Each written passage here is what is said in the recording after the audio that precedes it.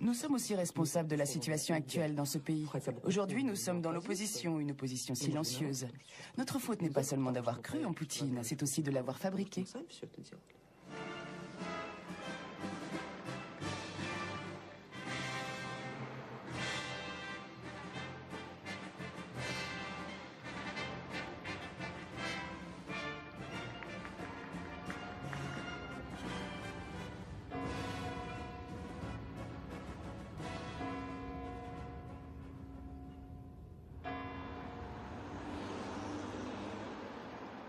Depuis sa première élection comme président de la Russie en 2000, Vladimir Poutine est l'homme politique le plus populaire du pays. Comme par hasard, il est aussi l'homme le plus médiatisé de Russie. Сейчас события, дорогие мои, можно встать и начать обалдировать, потому что данной композиции я еще не слышал, но это нечто.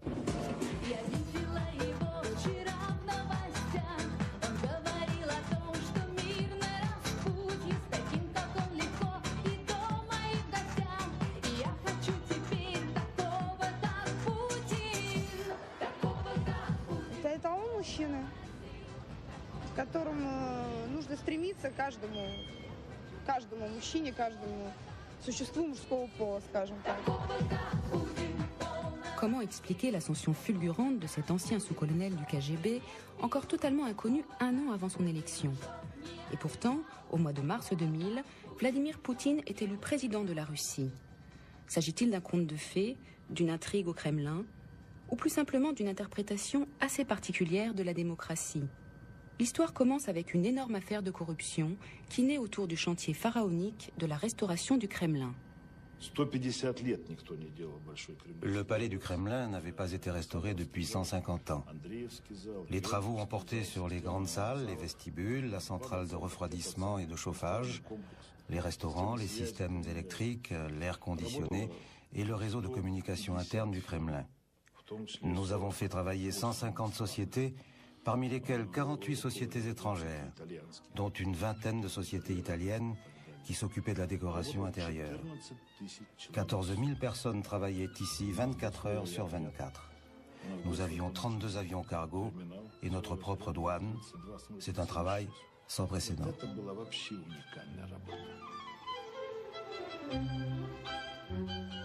Après l'effondrement de l'Union soviétique, le Kremlin cherche à effacer les symboles de l'ancien régime. Pavel Borodine, le tout-puissant administrateur des biens de la présidence sous Boris Eltsine, est responsable du projet. Il signe d'énormes contrats avec des entrepreneurs occidentaux et l'argent transite par des banques suisses. La justice helvétique s'interroge sur la régularité de certaines transactions et la procureure générale Carla Del Ponte propose à son homologue russe d'ouvrir une enquête judiciaire. Il était fermement convaincu qu'il aurait pu faire cette enquête et que c'était indispensable de faire cette enquête. J'ai reçu les informations dans un paquet que j'ai posé sur mon bureau. Je n'avais pas très envie de l'ouvrir. J'avais comme un pressentiment que ça allait mal se terminer pour moi.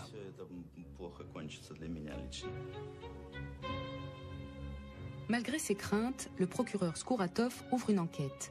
Très vite, il soupçonne un formidable trafic derrière les façades dorées du Kremlin. Pavel Borodine et son équipe profiteraient de l'absence de contrôle pour gonfler le coût des travaux.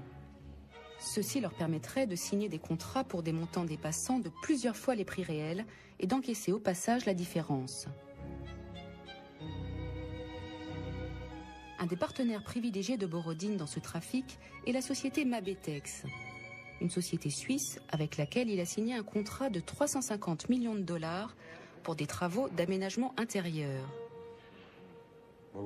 J'ai vu à Lugano, en Suisse, une annonce dans laquelle Mabetex était de sa réussite, disant qu'une porte qui coûte 1200 $ en Suisse était payée 12 000 $ par le Kremlin. Une porte, une seule porte. L'affaire est énorme.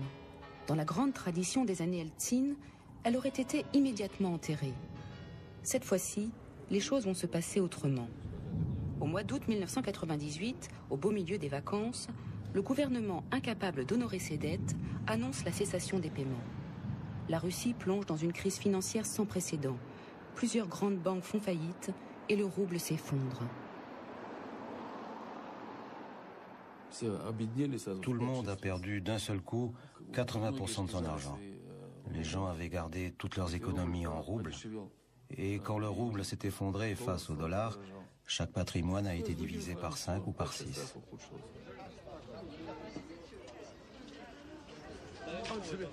Les Russes se sentent spoliés. Ils accusent Eltsine et ses réformes de les mener à la catastrophe et demandent des comptes.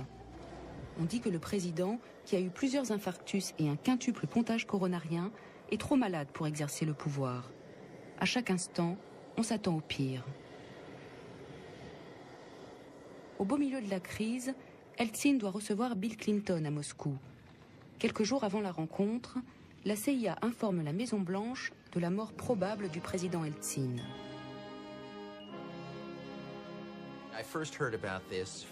Je l'ai appris par Madeleine Albright dans son bureau. Elle m'a dit « Vous êtes au courant des dernières nouvelles de nos amis de l'agence ?» Les dernières? Elle m'a dit « Oui, il paraît qu'Eltsine est mort. » La question était de savoir s'il y avait encore quelqu'un à rencontrer. Ce n'était pas une perspective très réjouissante pour le président Clinton que d'arriver et de se retrouver avec un légume. L'administration a sérieusement envisagé d'annuler le voyage parce qu'il avait déjà suffisamment de problèmes pour ne pas se retrouver en plus avec un cadavre sur les bras.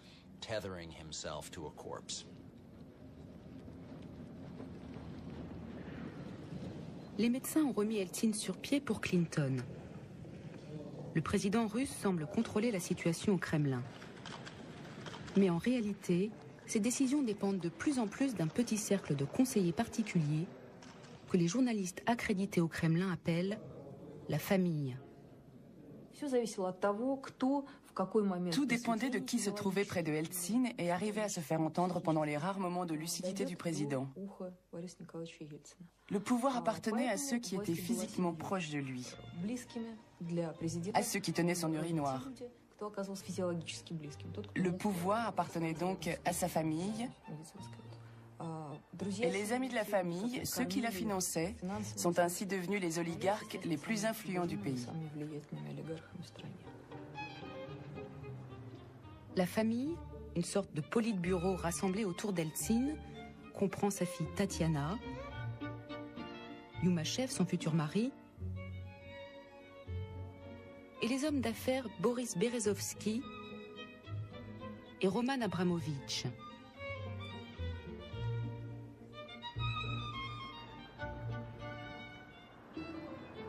En cet automne 1998, le petit cercle influent du Kremlin cherche celui qu'Eltsine doit nommer Premier ministre pour sortir de la crise. Il ne s'agit pas d'un simple chef de gouvernement, mais de son successeur. Car selon la Constitution, c'est le Premier ministre qui remplace le président en cas d'incapacité. Et en tout état de cause, à moins de 2 ans des élections, le fauteuil de Premier ministre est un formidable tremplin pour les présidentielles.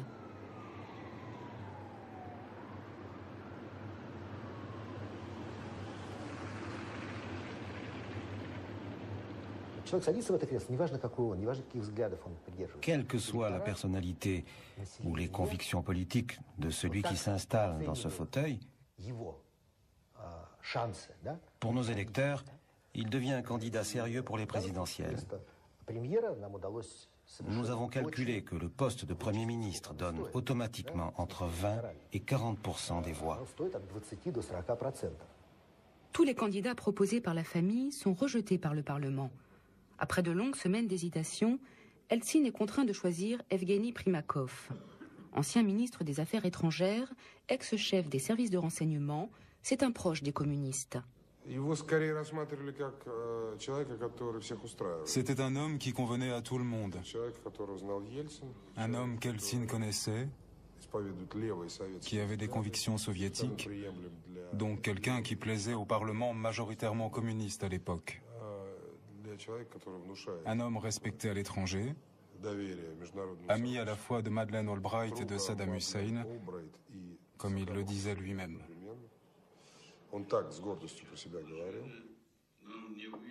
Le nouveau Premier ministre se démarque de la famille et demande au gouvernement de lui présenter l'état réel de la corruption et de la délinquance économique dans le pays.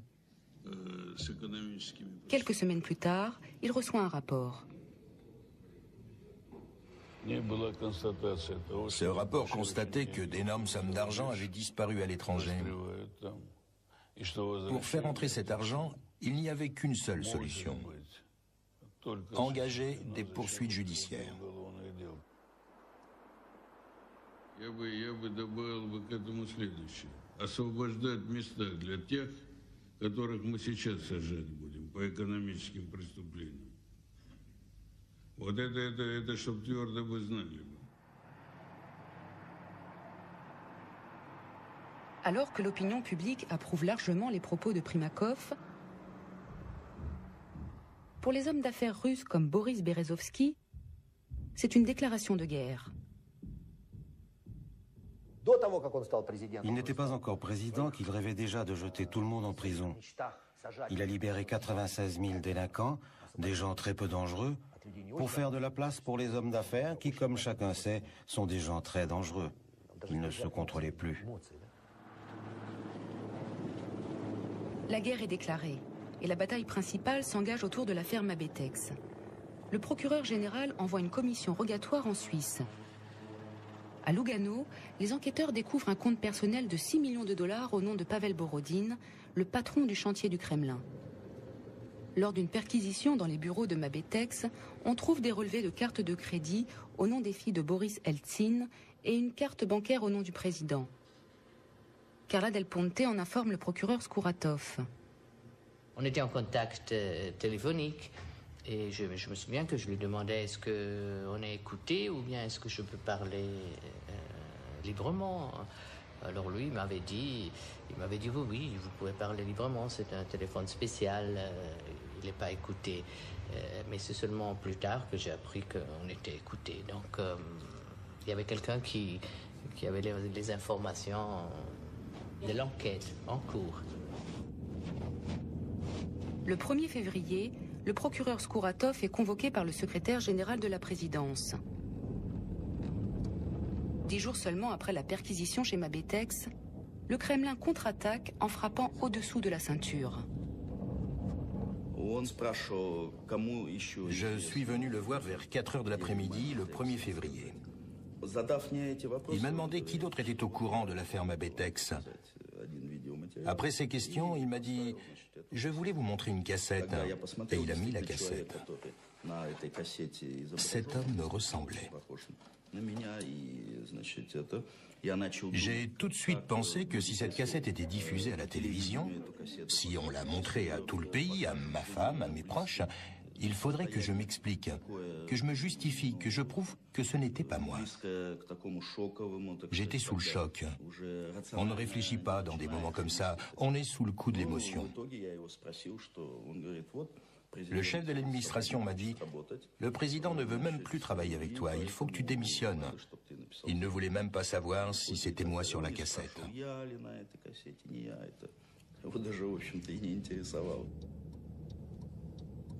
Le chantage est une méthode habituelle du Kremlin et le bruit circule que la famille détient des cassettes compromettantes sur plusieurs hauts fonctionnaires. Mais Skouratov ne cède pas au chantage et il continue l'enquête avec ses collègues suisses. Le 23 mars, Carla Del Ponte vient elle-même à Moscou. Elle apporte de nouveaux documents sur l'affaire. Skouratov vient me recevoir à l'aéroport, à la descente d'avion, et j'étais étonnée qu'il était là avec un bouquet de fleurs. C'était comme si j'étais un chef d'État ou un ministre. Je l'ai emmené dans ma voiture et nous avons travaillé à la campagne, dans une maison appartenant au parquet général, pour garantir la confidentialité. Je savais que le FSB et les autres services auraient payé cher pour avoir l'information. Le ministre de l'Intérieur, Stepachine, a demandé à la rencontrer pour savoir quelles étaient les informations qu'elle m'avait apportées. Je ne peux pas dire que j'avais vraiment peur, mais en somme, j'étais quand même un peu préoccupée parce que le ministre de l'Intérieur qui m'appelle, qui me convoque immédiatement au ministère de l'Intérieur. Le ministre voulait pas seulement savoir, mais voulait, si je me souviens bien, les documents que j'apportais. J'ai fait comprendre au ministre que c'était pas possible que je lui donne la documentation ou les informations sur une enquête pénale. Carla Del Ponte réussit à échapper au ministère de l'Intérieur et refuse de dormir dans la résidence du parquet. Je ne voulais pas rester là, je me suis dit, je vais avoir mon vidéo aussi montée. Alors, j'avais téléphoné à l'ambassadeur suisse à Moscou en disant que j'allais dormir chez lui, à la résidence suisse. Le lendemain, la procureure suisse quitte la Russie sans autre incident. Entre-temps, la cassette est projetée devant les députés pour justifier la demande d'Eltsine de limoger le procureur général. Mais les députés, qui ne sont pas convaincus par l'enregistrement, refusent le départ de Skouratov. Le Kremlin remet alors la cassette aux journalistes.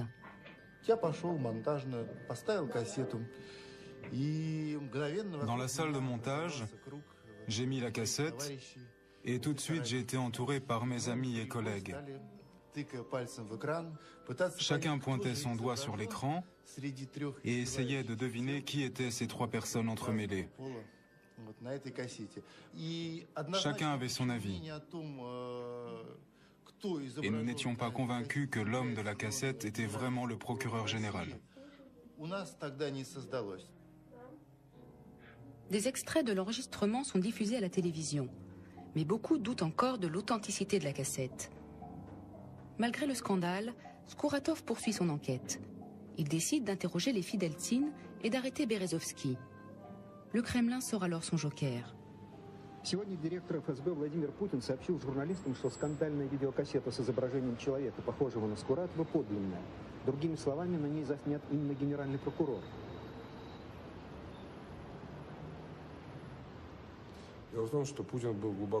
Poutine s'est personnellement impliqué dans l'affaire Skouratov. Il a mené l'enquête lui-même. Cela a beaucoup plu à Eltsine et c'est à partir de ce moment-là qu'ils l'ont vraiment pris au sérieux. Poutine a prouvé à la famille qu'elle pouvait compter sur lui. Après son intervention publique, une enquête judiciaire est ouverte sur le procureur Skouratov. Il est suspendu et contraint d'abandonner l'affaire Mabetex. Pour la famille, la première manche est gagnée, mais la partie est loin d'être finie. Il ne reste que 14 mois jusqu'au présidentiel. Primakov est toujours Premier ministre et continue sa campagne anticorruption. Il est au sommet dans les sondages. La majorité des Russes voudrait qu'il soit le prochain président. Alors le Kremlin prépare sa chute. Le premier signe public de la manœuvre ressemble à un jeu de chaises musicales.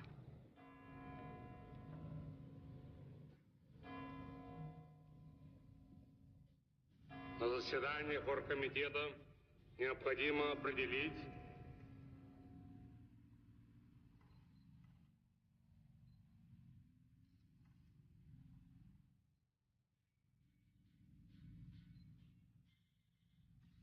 не так все. Степашин первый зам.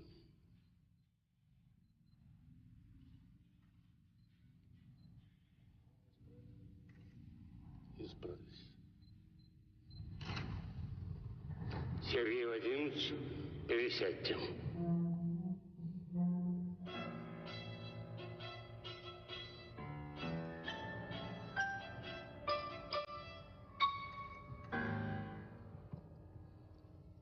Первый зам председателя правительства Степашин Сергей Владимирович.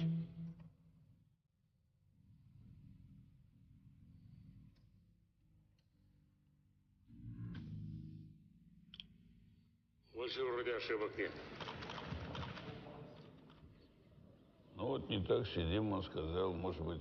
Il a dit que nous n'étions pas installés correctement. Je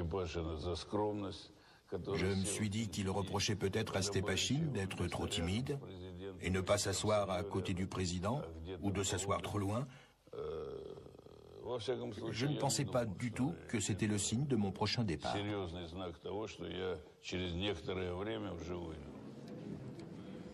Primakov est limogé. Stepachine s'installe dans son fauteuil. Mais Primakov ne disparaît pas de la scène politique. Avec le tout-puissant maire de Moscou, Louchkov, il crée le Parti de la Patrie.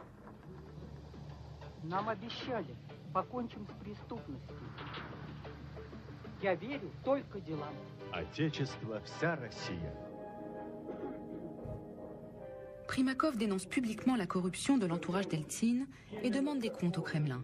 Le nouveau parti s'envole dans les sondages. Au Kremlin, c'est la panique. La famille n'a plus de temps à perdre. Il faut trouver un héritier à Eltsine. Mais ils sont à court de candidats. Réformateurs ou apparatchiks, personne ne leur paraît suffisamment docile et loyal. La famille pense alors à Vladimir Poutine, qui a montré avec l'affaire Mabetex qu'on pouvait lui faire confiance. Au mois de juin 1999, par hasard, je me suis retrouvée avec la fille de Eltsine, Tatiana, sur un vol en provenance des États-Unis. On se connaissait. Le vol était très long. Tatiana a commencé à me poser des questions sur la situation politique. Elle m'a demandé « Ksenia, qu'est-ce que vous pensez de Poutine ?» J'ai dit « Quel Poutine ?» Si je me rappelle bien, à l'époque, il était déjà patron du FSB. Je lui ai dit « Laisse tomber, Tatiana, quel Poutine ?» Mais apparemment, il était déjà un candidat sérieux à ce moment-là. Pourquoi Poutine ? Après l'effondrement de l'Union soviétique, cet ancien sous-colonel du KGB commence sa carrière d'apparatchik dans l'ombre du très puissant maire de Saint-Pétersbourg, Anatoly Sobchak. Sobchak le prend comme adjoint, puis en 1996, le charge de sa campagne de réélection à la mairie. Ce sera la seule expérience électorale de Vladimir Poutine. C'est un échec. Sobchak perd sa mairie. Poutine est au chômage. Il aurait pu se reconvertir dans les affaires, mais il fait un autre choix. Il va à Moscou, où il se fait embaucher par Pavel Borodine. Poutine est venu de sa propre initiative. C'était quelqu'un de sérieux et d'honnête, très fort en business. Je l'ai embauché. Poutine est embauché comme adjoint de Borodine. En moins de 2 ans, il fait une carrière exemplaire et en août 1998 prend la tête du FSB, le service de la sécurité intérieure qui succède au KGB. Mais comment expliquer que le chef des services secrets puisse devenir l'héritier d'Eltsine ? La famille l'a choisi pour sa fidélité et aussi parce que, tout comme Primakov, il peut incarner la loi et l'ordre aux yeux des électeurs. Et si Poutine a réussi à séduire la famille, c'est qu'il a un autre talent. Un talent qui compte dans les intrigues du Kremlin. Il sait plaire. L'une des plus influentes journalistes accréditées au Kremlin, Elena Tregubova, a eu l'occasion de tester les talents de Poutine. Un jour, elle reçoit une invitation à déjeuner du patron du FSB qui va s'employer à la séduire.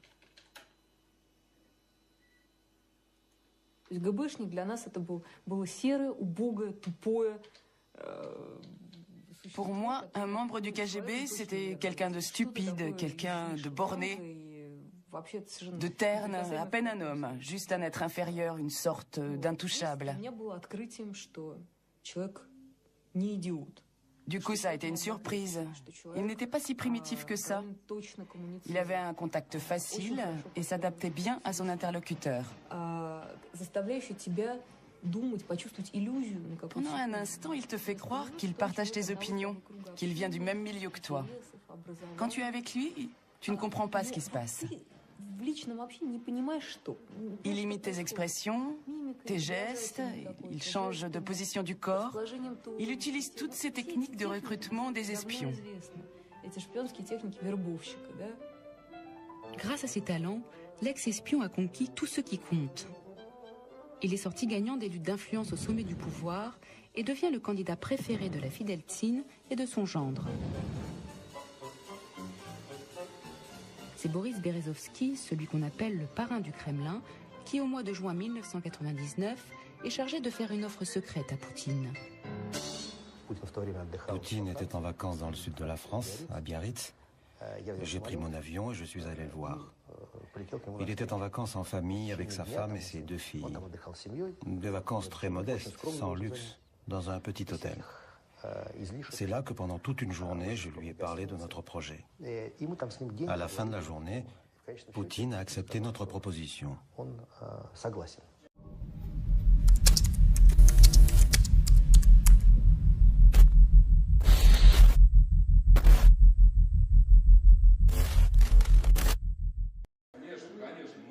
Plus tard, Poutine lui-même racontera à son journaliste favori la façon dont il a accepté la proposition. Poutine a réussi à les séduire, puis il a fait semblant de se laisser convaincre. Il m'a dit « Sergueï, vous savez, je ne voulais pas accepter. J'ai refusé, ils m'ont forcé. » Ils lui ont dit « Vladimir, tu vas continuer à aller au travail comme avant, tu ne feras que changer de bureau. Nous allons tout préparer. Tous les documents, toutes les décisions. On fera tout à ta place, ne t'inquiète pas. »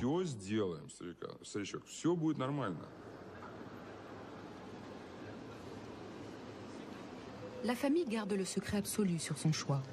En apparence, la vie continue. On ne parle pas des élections. Tout paraît très calme cet été 1999. Mais ce n'est qu'une apparence.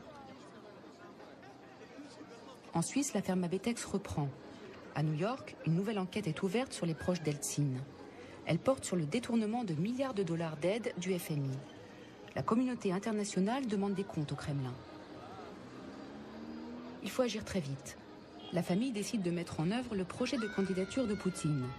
Mais comment s'y prendre ?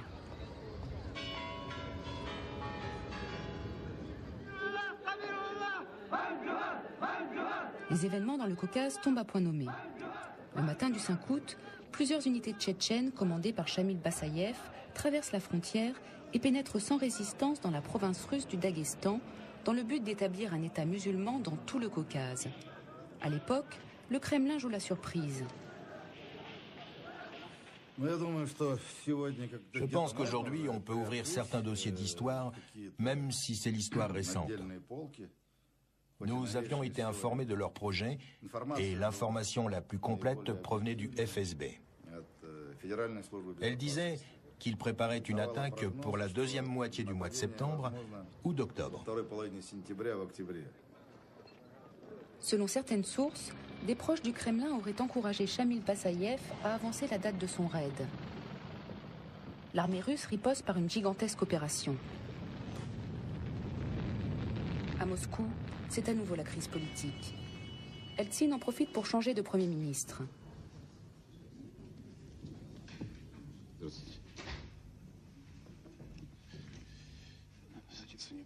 Чтобы не засидеться, да, Николай Емельянович?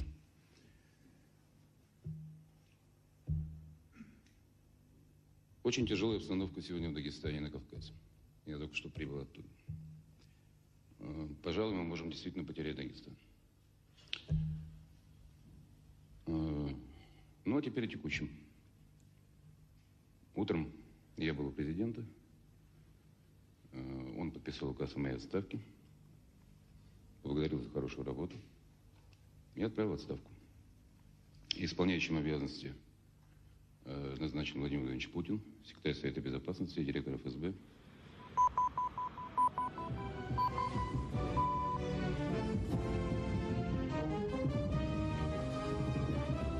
Я и Сергей Вадимович, мы люди военные. Президент принял решение, будем его выполнять. Quand on a appris la nouvelle, on s'est dit que la politique russe était vraiment devenue définitivement imprévisible. Qu'une personne comme Poutine, qui d'après tous ceux qui avaient eu affaire à lui était un petit fonctionnaire, puisse être mis en position de devenir président si quelque chose arrivait à Eltsine, semblait tout simplement absurde. Poutine est parfaitement inconnu du grand public et il ne reste que 10 mois avant les présidentielles. Il part alors à la conquête de l'opinion, en commençant par ceux qu'il comprend le mieux, les militaires. Il se rend dans les unités qui combattent au Daghestan sous les ordres du général Chamanov, un des faucons de l'armée. Pour nous, les militaires, la visite de Poutine a montré qu'il était avec nous. Cette visite était symboliquement très importante. Il nous a remonté le moral. Mais le plus important, c'est qu'il ait signé tous les plans militaires, ce que personne n'avait plus fait depuis Gorbatchev. Avant Poutine, les présidents nous donnaient des ordres verbalement et refusaient ensuite, sans le moindre scrupule, d'en assumer la responsabilité.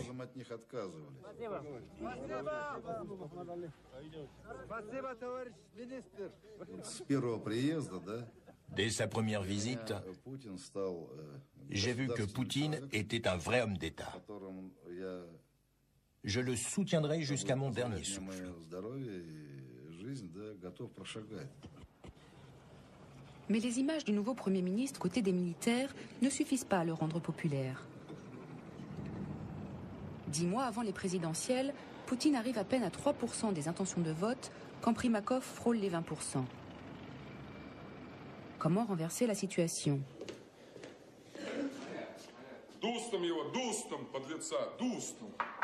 Pour cela, il n'existe qu'un moyen. Utiliser la télévision. Berezovsky se rappelle alors de Sergueï Dorenko, le journaliste vedette de la première chaîne, écarté de l'antenne quelques mois auparavant par Primakov lui-même, qui n'appréciait pas son franc-parler. C'est Berezovsky qui m'a proposé de revenir à la télévision. Il m'a dit, tu vois dans quelle situation nous sommes avec cette menace des 100 000 places de prison. Il faut qu'on se batte. Alors je lui ai dit, écoute Boris, Primakov me pendra de toute façon. Dorenko m'a dit, je sais que Primakov va gagner, mais je ne veux pas vivre sous Primakov. Il te pendra toi d'abord et moi ensuite. Alors pourquoi ne pas se lancer dans un dernier baroud d'honneur? Ce sont ses propres mots.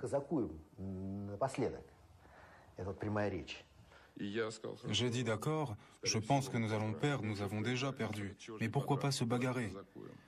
On va le faire, ce baroud d'honneur. Aujourd'hui encore, Berezovsky se rappelle de mon expression, un baroud d'honneur avant d'être pendu.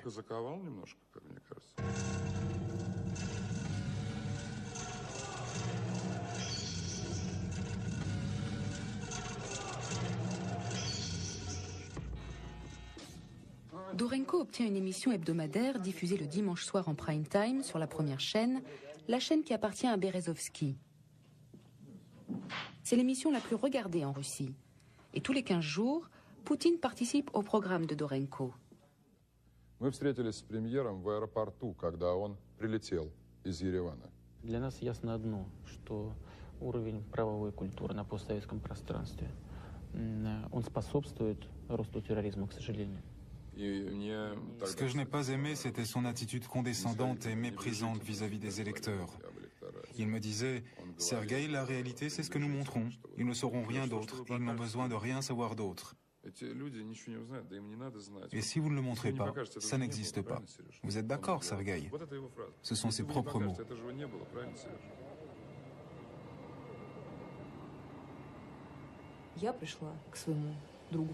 Je me souviens très bien. Je suis allée voir un ami, un professionnel en marketing politique, et je lui ai demandé « Est-ce qu'on peut imaginer réanimer un patient comme Poutine ?» Il m'a dit « Il y a un moyen, il faudrait une petite guerre victorieuse, mais personne n'oserait la faire. »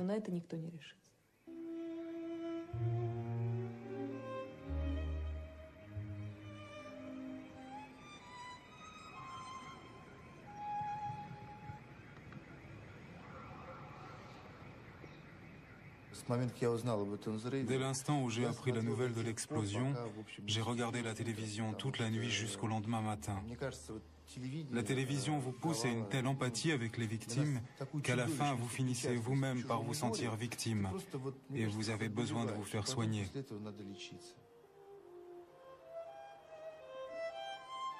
300 personnes ont trouvé la mort dans les explosions. Jamais la Russie n'avait connu d'attentat d'une telle ampleur. Aujourd'hui encore, on n'en connaît pas les auteurs. À l'époque, et dès les premiers instants, le pouvoir accuse les terroristes tchétchènes, provoquant une vague de xénophobie. Mais une autre hypothèse circule, qui implique le FSB.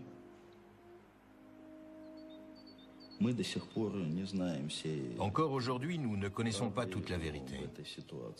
Mais il est possible que quelques personnes des services secrets ait été au courant des préparatifs des Tchétchènes et s'en soit servi. Et il est tout à fait clair que ce qui s'est passé a été utilisé à des fins politiques. C'est un tournant. Quand 3 jours après la première explosion, Poutine rencontre le président Clinton, il lui présente un plan de bataille détaillé.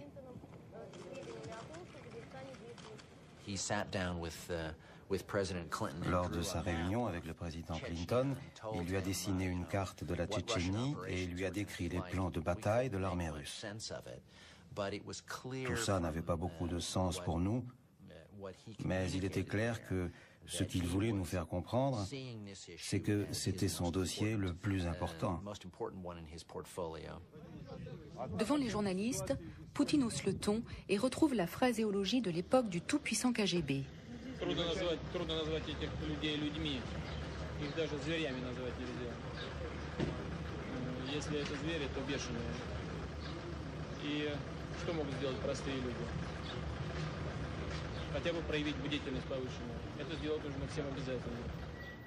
De retour en Russie, Poutine ne parle plus de quelques terroristes, c'est toute la Tchétchénie qu'il met en cause. Сегодня Чечня, оставаясь частью российской территории, является собой своего рода международную аномалию, якобы законно существующий огромный террористический лагерь. L'armée reçoit l'ordre de bombarder la Tchétchénie, justifié par Poutine d'une manière peu orthodoxe. Мы будем преследовать террористов везде. В аэропорту. Значит, вы уж меня извините, в туалете поймаем, мы и в сортире их замочим, в конце концов. Все, вопрос закрыт окончательно. Il l'a dit, c'est lui qui l'a inventé. Et il m'en a reparlé plusieurs fois. Il me demandait avec une sorte de coquetterie, je ne sais pas, peut-être qu'il ne fallait pas le dire, peut-être que c'était trop fort. Moi, je lui ai dit non, c'était très bien, c'était très clair, tout le monde a bien compris le message. Et le plus important, c'était le côté émotionnel. Vous ne pouvez pas toujours vous conduire comme une morue décongelée. Le 1er octobre 1999, l'armée russe envahit la Tchétchénie. L'opinion publique soutient la nouvelle guerre. Vladimir Poutine monte à 15% dans les sondages. Mais cela ne suffit pas. Alors, loin des caméras, le Kremlin crée un comité de soutien pour le Premier ministre. Il s'agit en fait d'un état-major de campagne pour Poutine. Il aura à sa disposition tous les moyens de la machine d'État, l'argent et le soutien des meilleurs spécialistes électoraux, comme Ksenia Ponomareva, l'ex-patronne de la première chaîne de télévision. Bien sûr, nous sommes de grands démocrates. Nos élections sont honnêtes et la démocratie ne doit pas être instrumentalisée. Mais nous avons déjà organisé d'autres élections et nous savons combien il est important d'avoir le soutien de toute la machine d'État. La première étape, ce sont les législatives du mois de décembre. Si le parti de Primakov obtient la majorité, personne ne pourra le battre au présidentiel. Quant à Poutine, il n'a pas même un parti pour le soutenir. La famille se réunit en secret. Je me souviens très bien de cette réunion à la maison de campagne du secrétaire général du Kremlin. Il y avait Poutine, Tatiana, la fille d'Eltsine, et son mari. Je leur ai dit qu'on avait besoin de créer un parti politique qui concentrerait la puissance de la machine d'État. Ils m'ont dit que je délirais. Berezovski finit par les convaincre et à 2 mois de l'élection, crée un parti à la tête duquel il place un ministre, un sportif et un juge d'instruction. Ce parti n'affiche ni idéologie ni programme politique.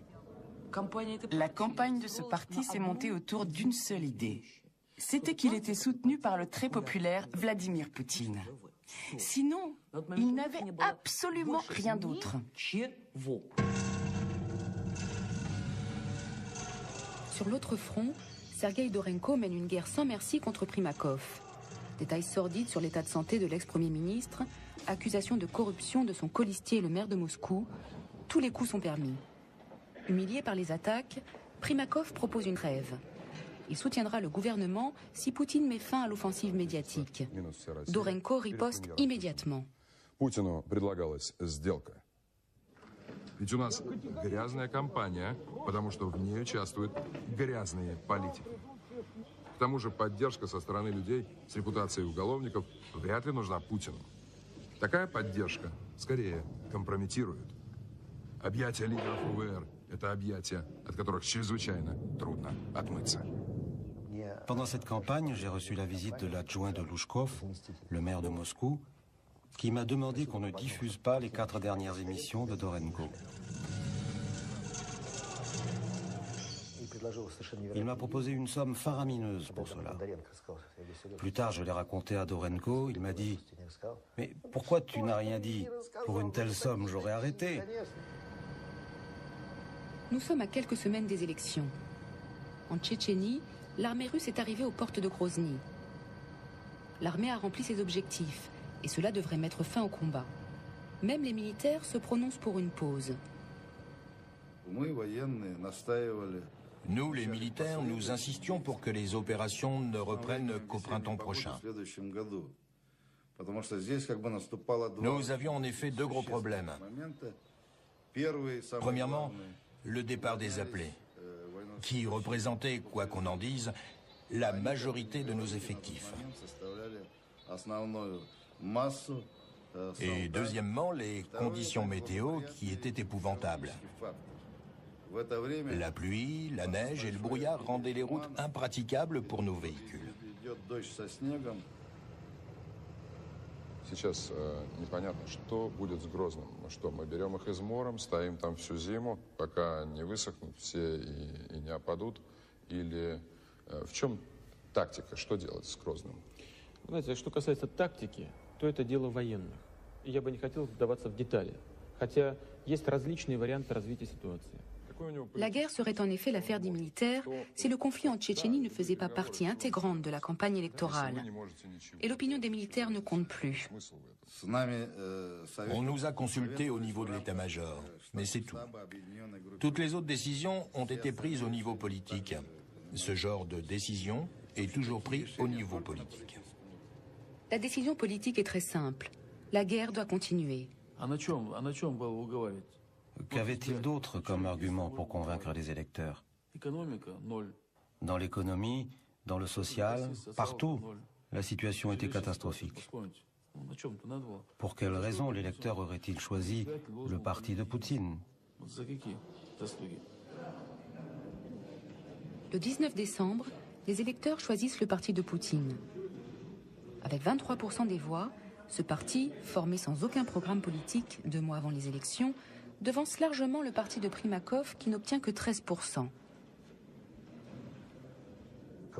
C'est à ce moment-là que j'ai compris que nos adversaires avaient été écrasés. Je l'ai toujours dit, celui qui gagne les législatives gagne les présidentielles parce que le terrain politique est bétonné pour le vainqueur. Sa mission accomplie, Berezovski décide de partir en vacances. La prochaine grande échéance, l'élection présidentielle, n'a lieu que dans 6 mois. Nous sommes le 31 décembre, c'est le début des vacances en Russie et tout le pays se prépare à fêter le Nouvel An. Le 30 décembre, nous avons fermé notre état-major de campagne, notre groupe de soutien à Poutine. Et nous avons pris des vacances jusqu'au 3 janvier. Le 31 décembre, j'étais dans ma cuisine en train de préparer les salades pour la soirée du Nouvel An. La télé était allumée puisque je ne peux pas m'en passer. Il est midi. Je vois Boris Eltsine et je me demande, c'est une rediffusion ou quoi? Et tout à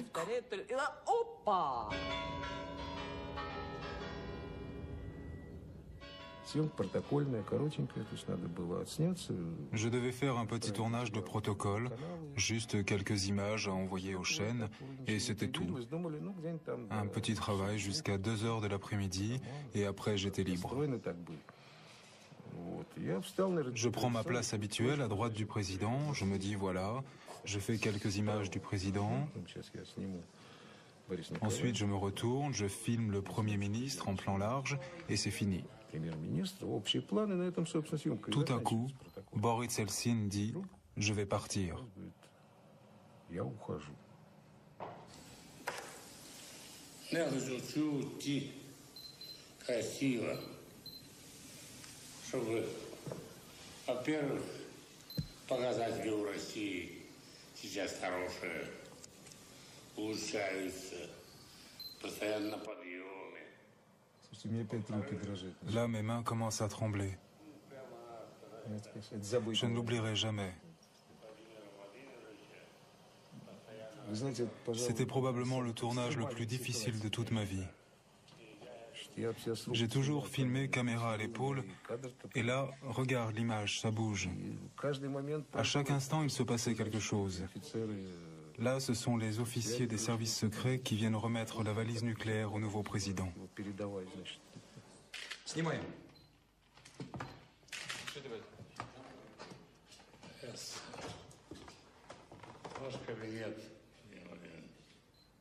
Eltsine a démissionné et conformément à la Constitution, le Premier ministre devient président par intérim.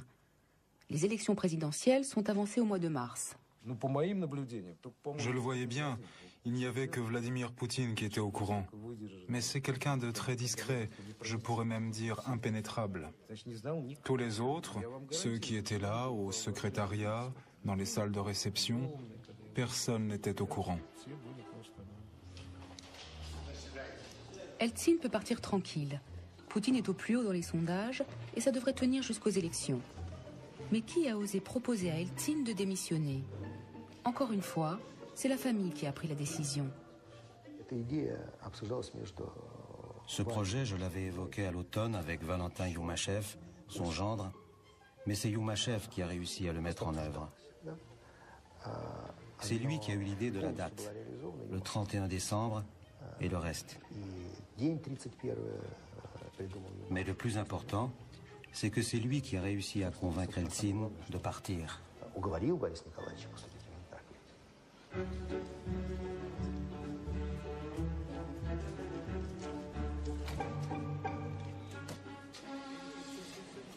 Eltsine semble réussir son départ. Poutine lui a promis de conserver ceux qui occupent les postes clés au Kremlin et de poursuivre sa politique de réforme. Le premier décret signé par le nouveau président garantit l'immunité judiciaire à Boris Eltsine et à sa famille.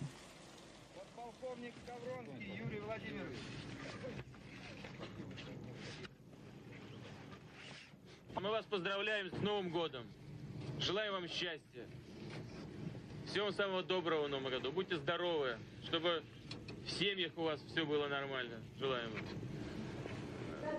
Le soir même et à la surprise générale, il fait une visite éclair en Tchétchénie, accompagné de sa femme et des caméras de télévision. Vladimir Poutine a compris l'importance des médias pour sa carrière. Poutine est un téléprésident. Il a été fabriqué par la télé. Il prône la télé. Il regarde la télé. Il croit qu'il gouverne le pays à travers la télé. Je sais qu'il participe personnellement à la rédaction de chaque sujet sur lui et décide lui-même du contenu du journal télévisé. Il choisit personnellement tout ce qui doit être diffusé. Le service de presse de Poutine réintroduit la propagande et chaque image du président est mise en scène par le Kremlin. Une mesure inimaginable depuis la fin de l'Union soviétique. Et ce n'est qu'un début. Au Parlement, le parti de Poutine s'est allié aux communistes, ennemis jurés d'Eltsine. Plus tard, il demandera à ce même Parlement de réinstaurer l'hymne de l'Union soviétique écrit pour Staline. Я буду просить депутатов Государственной Думы утвердить музыку Александрова. Мелодию бывшего советского гимна.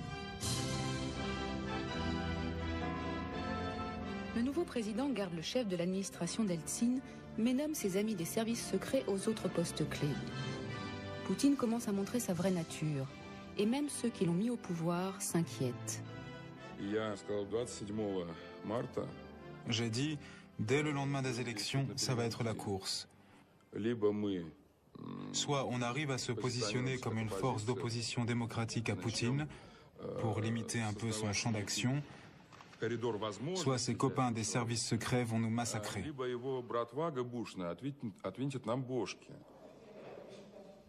Il est trop tard. Personne ne peut plus arrêter la machine. Le 26 mars 2000, Vladimir Poutine est élu président de la Fédération russe au premier tour avec 52% des voix. Я не имею права говорить о том, что завтра начнутся чудеса. Это было бы неправильно, и это было бы большой ошибкой, это было бы вредно.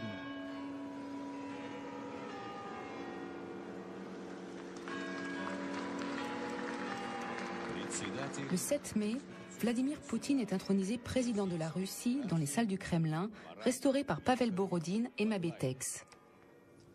Уважаемый Владимир Владимирович, прошу вас принести присягу народу России. Клянусь, при осуществлении полномочий президента Российской Федерации уважать и охранять права и свободы человека и гражданина. Malgré ses promesses, Poutine a abandonné l'essentiel de la politique de ses prédécesseurs. Mais il a respecté certains accords du passé. L'enquête sur Mabétex a été suspendue, faute de coopération de la part de Moscou. Eltsine et sa famille n'ont jamais été inquiétés, mais ils ont perdu leur influence au Kremlin et ne parlent jamais aux journalistes. Poutine, que tout le monde imaginait comme un exécutant docile, s'est débarrassé peu à peu de ses maîtres et de ses alliés. Boris Berezovsky, éminence grise et ami personnel de Poutine, a dû fuir le pays sous le coup d'un mandat d'arrêt. Как вы оцениваете усилия Бориса Березовского по созданию оппозиции вам? Борис Березовский, это кто? En matière d'élection, Vladimir Poutine a dépassé ses maîtres et s'est fait réélire en 2004 au premier tour avec 72% des voix. Mais la Constitution lui interdit de briguer un troisième mandat en 2008. Modifiera-t-il la Constitution ou fabriquera-t-il à son tour le nouveau président ?